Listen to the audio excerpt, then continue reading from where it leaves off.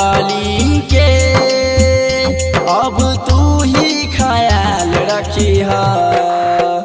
छठी माई हमारा पगली के अब तू ही ख्याल रखी है। दुनिया में चाहे जहाँ भी रहे उनका के खुशहाल रखी हो।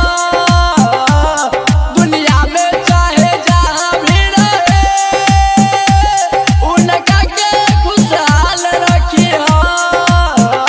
छठी माई हमारा पगली के अब तू ही ख्याल रखी है। छठी माई हमारा पगली के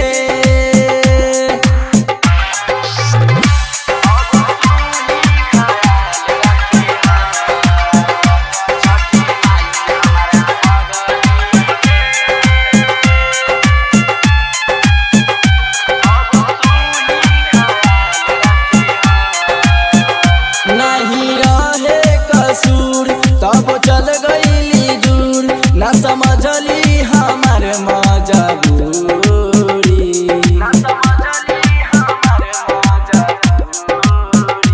नहीं रहे कसूर तब चल गईली दूर।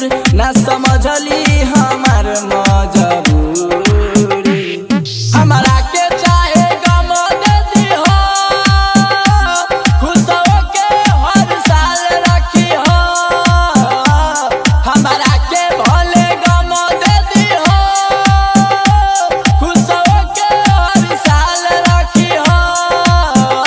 छठी माई हमारा पगली के अब तू ही ख्याल रखी है। छठी माई हमारा पगली के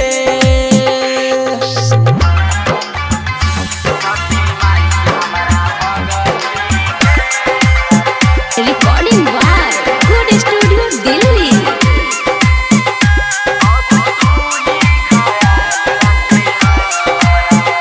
जैसे बदरी के धूप वैसे पगली के रूप। केहू समझे ना माई हमारा दिलवा के दुख। जैसे बदरी के धूप वैसे पगली के रूप। केहू समझे ना माई हमारा दिलवा के दुख।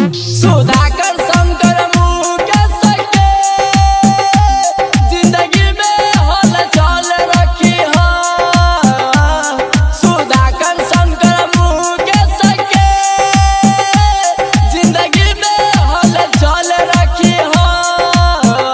छठी माई हमारा पगली के अब तू ही ख्याल रखी है।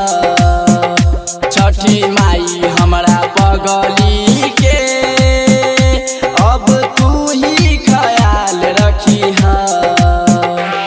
दुनिया में चाहे जहाँ भी रहे उनका के खुशहाल रखी हो। दुनिया में चाहे जहाँ भी रहे उनका के खुशहाल रखी हो। छठी माई हमारा पगली के अब तू ही ख्याल रखी है। छठी माई हमारा पगली के recording by good studio Delhi.